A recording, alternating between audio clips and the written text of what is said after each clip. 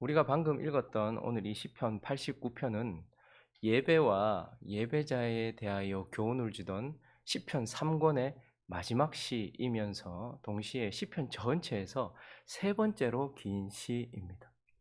이렇게 독특한 위치에 있고 또 이렇게 긴 시를 이해하는 데 있어서 중요한 것은 이 시가 어떤 상황, 어떤 배경에서 쓰여졌는가 하는 것을 아는 것일 겁니다. 그래서 오늘 우리는 이 시가 어떤 배경에서 쓰여졌는가를 한번 먼저 살펴보려고 하는데, 먼저 우리가 생각해야 될 것은 이 시는 하나님의 언약을 붙잡고 있는 상황 가운데서 쓰여졌어요. 3절과 4절 한번 보시면 이 시를 이해하는 데 중요한 한 가지 요소는 하나님의 언약입니다. 한번 읽어보겠습니다. 시작. 주께서 이르시되 나는 내가 택한 자와 언약을 맺으며 내 종 다윗에게 맹세하기를 내가 내 자손을 영원히 경고히 하며 내 왕위를 대대에 세우리라 하셨나이다. 셀라. 먼저 하나님께서 언약하셨던 것을 언급하고 있어요. 다윗과 맺은 다윗 언약을 말하면서 하나님께서 다윗에게 뭐라고 말씀하셨습니까? 내가 너를 그리고 너 자손을 통하여서 하나님의 나라를 다스릴 것이다. 영원한 왕이 될 것이다. 그래서 다윗은요, 다윗의 후손들을 통하여서 계속해서 하나님의 나라를 다스리겠다라는 하나님의 왕으로 세워졌다라는 언약을 받았어요. 그리고요, 그 다윗에 의하여, 다윗의 자손들까지 포함해서 그 다윗에 의하여 통치받는 하나님의 나라는 어떤 나라요? 강한 나라요. 영원한 나라라고, 흔들리지 않는 나라가 될 것이다라고 하나님께 언약을 받았단 말입니다. 그런데 오늘 읽지는 않았지만 이제 우리가 주일날 살펴본 본문이지만 후반절에 가면 이제 또 중요한 것은 하나님이 주신 언약과 또 한 가지는 내게 주어진 현실, 지금 이 현실이 어떤가 하는 것인데 38절부터 우리가 41절까지 한번 읽어보겠습니다. 시작. 그러나 주께서 주의 기름 부음 받은 자에게 노하사 물리치셔서 버리셨으며 주의 종의 언약을 미워하사 그의 관을 땅에 던져 욕되게 하셨으며 그의 모든 울타리를 파괴하시며 그 요새를 무너뜨리셨으므로 길로 지나가는 자들에게 다 탈취를 당하며 그의 이웃에게 욕을 당하나이다. 하나님의 언약, 다윗과 다윗의 후손을 통해서 영원히 다스리게 할 것이다. 다윗이 다스릴 것이다. 그리고 그 다윗이 다스리는 하나님의 나라는 견고할 것이고 강할 것이며 영원할 것이다라고 약속하셨는데, 그런데 지금 나에게 주어진 현실은 어떻다는 거예요. 그러나 주의 기름 부음 받은 자에게 노하사 그 왕관, 관을 땅에 떨어져 그의 다스림이 무너졌다 이 말입니다. 그리고 울타리가 파괴되고 요새가 무너지고 지나가는 사람들이 다 조롱하는 그러한 나라가 되었다라고 말해요. 많은 학자들이 이 시점, 지금 이 시점이 구체적으로 언제인가에 대하여 크게 두 가지로 추측을 합니다. 첫 번째는 르호보암 시대일 것이다라고 해요. 그러니까 다윗과 솔로몬이 통치하던 나라가 지나가고 그 다음에 세워진 솔로몬의 아들 르호보암이 남유다를 다스릴 때, 그때 어떻게 됩니까? 나라가 두 개로 갈라지잖아요. 다윗의 집이 12지파 가운데 10지파가 쭉 떨어져 나가 버려요. 아주 약해져 버렸죠. 그런 상황 가운데서 르호보암이 통치하던 르호보암 5년에 이집트 왕 애굽 왕 시삭이 올라왔습니다. 그리고 남유다를 공격했는데 그때 어떻게 됩니까? 나라가 망할 뻔했어요. 왕궁이 불타는, 왕궁이 그냥 깨어지는 정도가 아니라 성전에 있는 금과 모든 보물들을 이 애굽 왕 시삭이 다 가져가 버렸어요. 그러니까 그 순간에 봤을 때, 야, 이거 하나님의 나라, 다윗의 통치가 계속될 것이라고 했던 이 남유다가 무너질 것 같은 그런 상황이 있었던 것이죠. 그래서 아마 그때일 것이다라고 추측하는 하나의 추측이 있고, 또 하나는요, 우리가 잘 아는 586년에 여호야긴, 시드기야, 남유다의 마지막 왕이죠. 그러니까 다윗의 후손이 끊어진 상황, 왕이 그냥 사라진 상황이었어요. 그리고요, 나라도 무너진, 성전까지 무너지고 유다 자체, 나라 자체가 완전히 망해버린 그런 상황.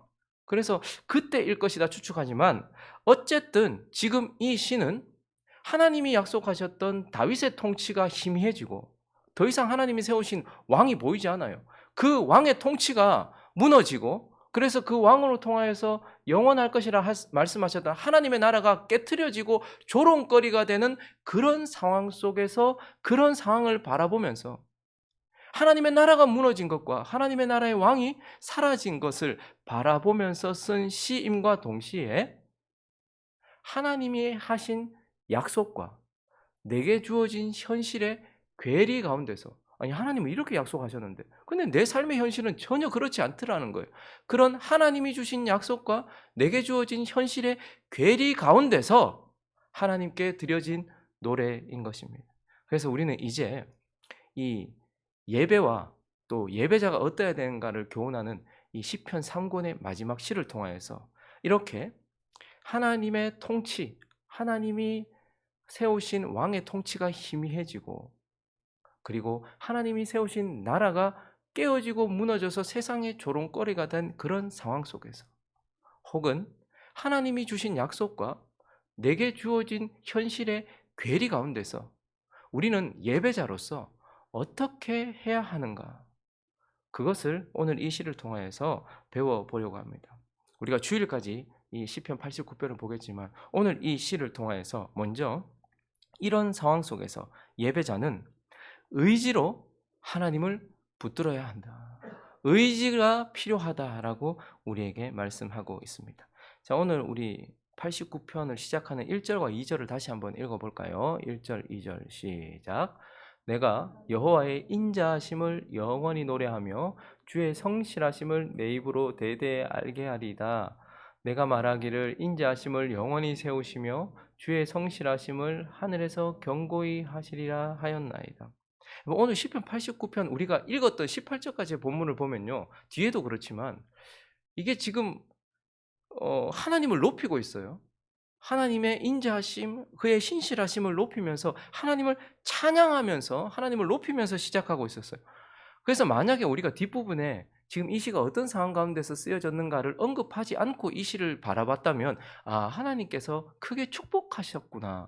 하나님께 큰 은혜를 입은 순간이구나. 그래서 지금 시인이 하나님을 높이고 찬양하는구나라고 착각될 만큼 지금 시인은 하나님을 높이고 있어요.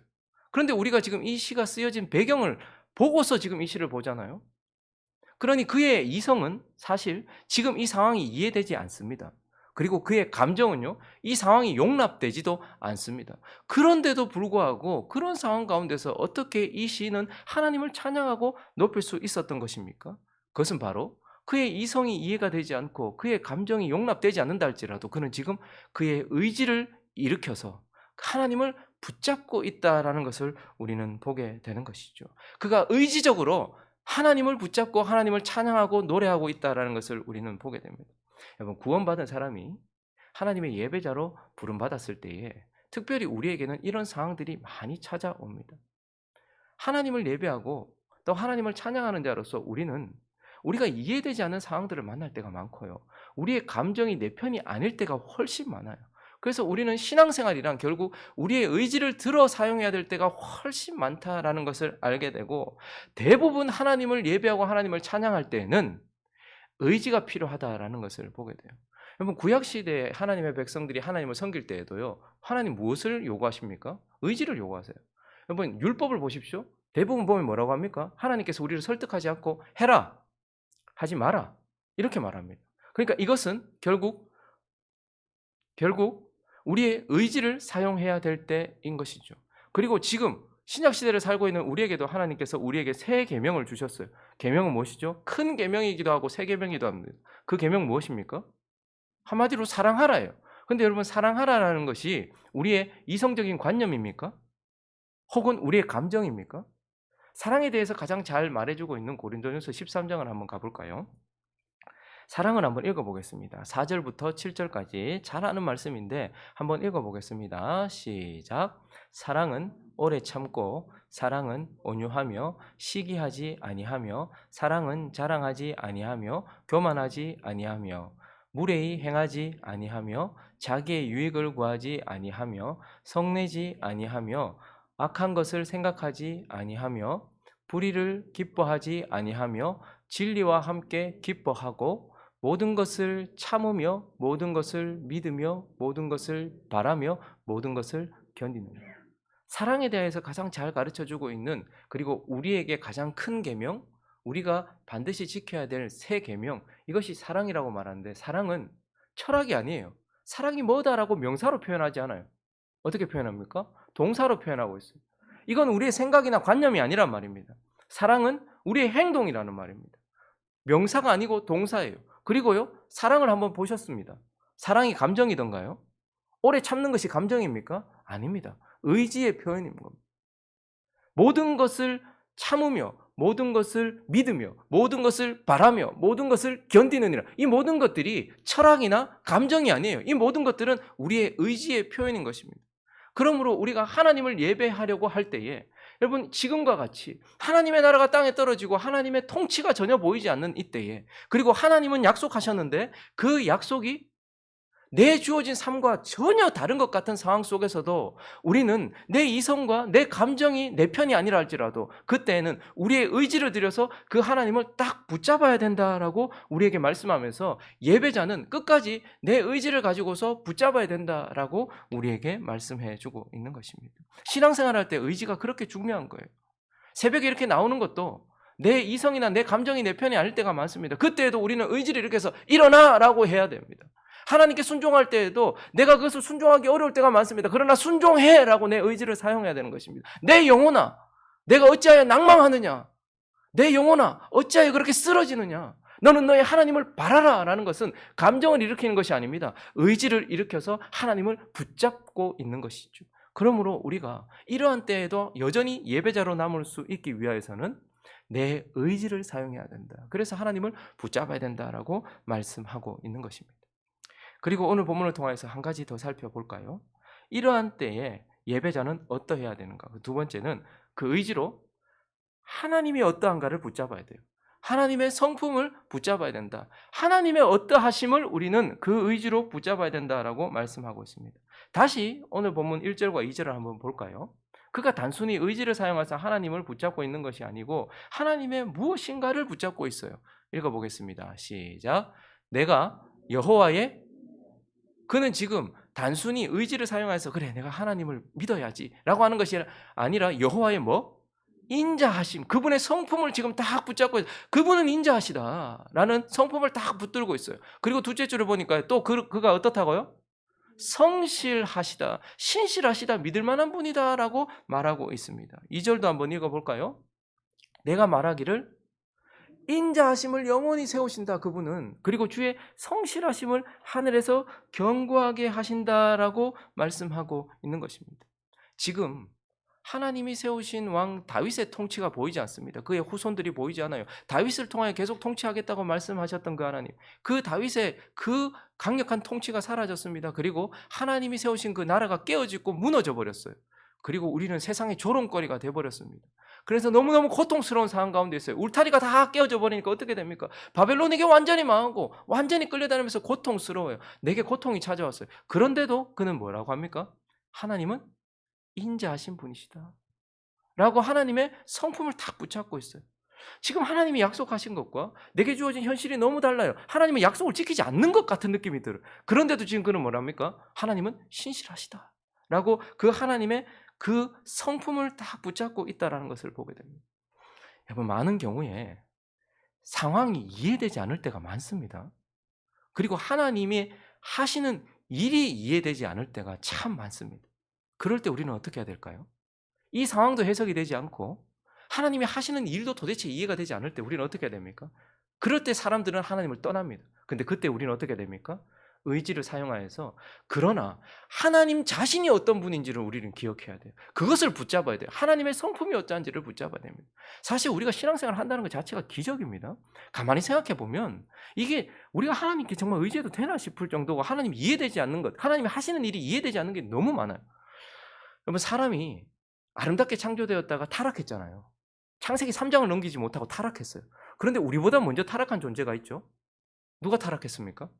먼저 피조되었던 천사, 가장 높은 자리에 있었던 루시퍼, 찬양을 감당했던 그 루시퍼가 타락을 하고 사탄이 타락을 하고 3분의 1이 같이 타락했어요. 자, 그러니까 지금 우리보다 먼저 천사들이 타락을 했어요. 죄를 범했죠. 그리고 그 다음에 피조되었던 인간이 죄를 범했습니다. 그런데 왜 구원의 하나님은 타락한 천사는 구원해 주지 않으실까요? 천사들이 타락했어요. 그러면 천사들도 구원해 주시면 좋잖아요. 그런데 하나님은 천사들은 전혀 구원해 주지 않는다라고 말씀하십니다. 그리고요, 하나님은 사람만 구원해 주신대요. 그런데 사람을 구원하시되 우리 모두가 다 타락했어요. 그런데 하나님은 우리 모두를 다 구원해 주시는 건 아니래요. 일부만 구원해 주신다라고 말씀합니다. 하나님이 능력이 있으시고 하나님이 사랑이신데 왜 하나님은 타락한 천사는 구원해 주지 않고 타락한 인간만 구원해 주시며, 왜 하나님은 사랑이시고 하나님은 능력이 있으신데 모든 사람을 구원해 주지 않고 일부만 구원해 주시는가? 여러분, 여기서부터 벌써 막히지 않습니까? 우리가 구원받아서 좋긴 한데 그럼 구원하지 않은 저 사람들은 왜 안 하시는가? 도무지 하나님이 이해되지 않습니다. 그분이 하시는 일이. 뭐 이거 철학적인 높은 데까지 올라갈 필요 없이 우리의 삶의 현실만 봐도 그렇잖아요. 뉴스를 틀면요, 나쁜 사람이 인과응보로 삶이 무너지는 걸 보면 그래도 뭐 하나님께서 보응하셨나 보다 생각. 그런데요, 몇 개월, 태어난 지 몇 개월도 되지 않는 그 아이가 전혀 방어 능력도 없고 피할 수도 없는 그런 아이들이 태어나자마자 눈도 제대로 못 뜨고 뭐 하나 제대로 할 수도 없는 그런 아이들이 부모에게, 그것도 친부모에게 학대를 당해서 창자가 찢어지는 고통 가운데서 그렇게 비참하게 죽어가는 동안 왜 하나님은 아무 일도 하지 않으시는가? 왜 그런 것을 뉴스로 보게 하시는가? 그런데 그 뉴스가 지나가면 또 나오고 또 나오고 또 나오고, 우리 옆에 지금 우리는 막 먹을 것이 남아 돌아가지고 버리고 썩어져 가는데 3분의 1이 넘는 사람들은 여전히 지금 먹지 못해 죽고 있는 이 현실을 왜 하나님은 그냥 내버려 두고 계시는가? 우리를 편리하게 하시려고 하나님이 주셨던 과학이나 이 모든 기술들이 사람을 죽이는 데 사용돼서 전쟁이 터져서 지금 많은 사람들이, 우리 눈에는 무고해 보이는 사람들이 어린아이에부터 노인에 이르기까지 아무것도 잘못한 게 없는 것 같은 사람까지도 이렇게 비참하게 죽임을 당하고 있는 이 전쟁이 왜 주님은 끊어지지 않고 계속 이어지게 하시며 지금도 일어나는가? 그리고 이 자연을 아름답게 통치한다고 하시는 하나님께서 왜 경계를 넘어버려서 쓰나미가 오기도 하고 지진이 일어나기도 하고 갑자기 홍수가 터지기도 하며 왜 이렇게 해서 많은 사람들이 재난 속에서 죽어가는가? 우리는 상황이 이해되지 않을 때, 특별히 하나님이 하시는 일이 이해되지 않을 때가 너무 많습니다. 멀리 갈 것 없이 내 삶만 봐도 그래요. 하나님께서 내 삶은 왜 이렇게 하시는가? 하나님이 하시는 일이 이해되지 않을 때가 많습니다. 그런데 그때 우리는 어떻게 해야 됩니까? 그때 오늘 이 시인처럼 그럴 때에는 하나님이 어떠하신 분이신가, 그분의 성품, 그분을 붙들어야 한다라고 우리에게 말씀하고 있어요. 그는 지금 하나님께서 영원히 다스리게 하시겠다는 다윗이 보이지 않고, 그리고 그 다윗이 통치하던 나라가 영원히 견고할 것이라고 말씀하셨는데 완전히 무너져 내리면서 세상의 조롱거리가 된 이 하나님의 나라를 바라보면서도 9절부터 보시면 주께서 바다의 파도를 다스리시며 그 파도가 일어날 때 잔잔하게 하시나이다. 하나님은 그래도 인자하신 분으로서 자연을 통치하고 계시며 우리를 보호하고 계시다라는 인자하신 하나님의 성품을 붙잡고 있어요. 10절은요. 주께서 라합을 죽임당한 자같이 깨뜨리시고, 라합은 이집트를 말하는 것입니다. 이 애굽을 죽임당한 자같이 깨뜨리셨고 주의 원수를 주의 능력의 팔로 흩으셨다. 이거는 지금 출애굽 때 구원을 상징하는 지금 그 본문을 얘기하는 것이죠. 우리가 아무리 지금 우리의 현실이 어렵고 해석되지 않아도 하나님은 자연도 우리를 위하여 통치하시고 우리의 대적도 우리를 위하여 통치하시면서 우리를 보호해 주시는 인자하신 하나님이다라는 것을 놓지 않고 있어요. 그리고요, 5절도 보면요, 하나님이 약속하신 것이 하나님 이제 지키시지 않는 것 같아요. 그런데도 여호와여 주의 기이한 일을 하늘이 찬양할 것이요 주의 뭐도요? 성실도 거룩한 자들의 모임 가운데서 찬양할, 그분은 여전히 성실하신 분이다. 신실하신 분이다. 8절도 읽겠습니다. 시작. 여호와 만군의 하나님이여 주와 같이 능력 있는 이가 누구리이까? 여호와여 주의 성실하심이 주를 둘렀나이다. 지금 그 상황 가운데서도 시인은 하나님이 하시는 일은 이해가 되지 않고 지금 상황도 해석이 되지 않지만, 그러나 하나님은 어떤 분이라는 거예요. 인자하신 분이요 하나님은 신실하신 분이다라고 그 하나님의 성품, 하나님의 어떠하심을 붙잡고 있으면서 여전히 예배자의 자리를 지키고 있는 것을 보게 되는 것입니다. 말씀을 정리하겠습니다. 우리가 주일까지 계속해서 이 말씀을 살필 텐데, 이런 상황 가운데서 어떻게 우리가 하나님을 예배할 수 있는지 계속해서 살필 텐데요. 오늘 이 시는 우리와 무관하지 않습니다. 시인이 처했던 상황과 현실은 지금 이 시대를 살아가고 있는 저와 여러분이 상한 처함과 현실과 딱 맞아요. 우리도 마찬가지 아닙니까? 우리도 하나님께서, 하나님이 세우신 다윗의 후손 예수 그리스도를 통하여서 이 나라를 영원히 경고하겠다 하게 하셨고 또 이 나라가 흔들리지 않을 것이라 말씀하셨습니다. 그런데 지금 교회를 보십시오. 하나님의 나라라고 말하는 지금 부활하신 예수 그리스도가 통치하신다는 말씀으로 통치하시고 성령으로 통치하신다고 하는 이 하나님의 나라가 그의 다스림이 보이지 않습니다. 말씀의 통치를 교회가 받고 있나요? 성령의 나타나심이 보이십니까? 교회는 세상과 별반 다를 것 없는 것 같아요. 그래서 교회는요, 그 울타리가 무너져 버린 것 같아요. 세상 사람들이 교회를 개독교라고 말하고 세상 사람들이 우리를 조롱합니다. 정부가 교회를 마음대로 하려고 하고 우리 교회는 마치 세상의 조롱거리가 된 것처럼 깨어지고 무너졌고 그 왕의 통치가 보이지 않는 그런 시대로 우리는 살고 있습니다. 교회는 웃음거리가 돼버렸어요. 교회? 목사? 뭐 권사? 장로? 이러면 세상 사람들이 웃습니다. 세상 가운데서 열방에 우뚝 세우겠다고 하신 하나님의 나라인 교회가 이 모양 이 꼴이 되었어요. 그런데 더 이상한 것은 하나님은 교회를 강력하게 만드시겠다고 말씀하셨고 음부의 권세가 이기지 못하게 하시겠다고 말씀하셨고 내 나라다라고 말씀하셨는데 하나님은 그렇게 통치하시겠다고 약속하셨는데 지금 우리가 주어진 상황 속에서는 우리의 현실 속에서는 그 약속하고 전혀 다른 것 같아요. 아니 하나님의 나라가 이렇게 되었는데 하나님은 하나님의 나라에 대한 약속을 하셨는데 우리는 지금 전혀 다른 현실을 살고 있습니다. 그러나 이때에도 우리는 이성이 이해하지 못하고 감정이 용납하지 못한다 할지라도 우리의 의지를 일으켜서 하나님을 붙잡아야 될 줄로 믿습니다. 그리고 하나님의 성품을 기억하시면서 그러나 그분은 인자하신 분이며 그분은 신실하신 분이라는 그분에 대한 믿음을 잃지 않고서 끝까지 하나님을 붙들고 예배의 자리에 서 있는 저와 여러분 되시기를 예수 그리스도 이름으로 축원합니다.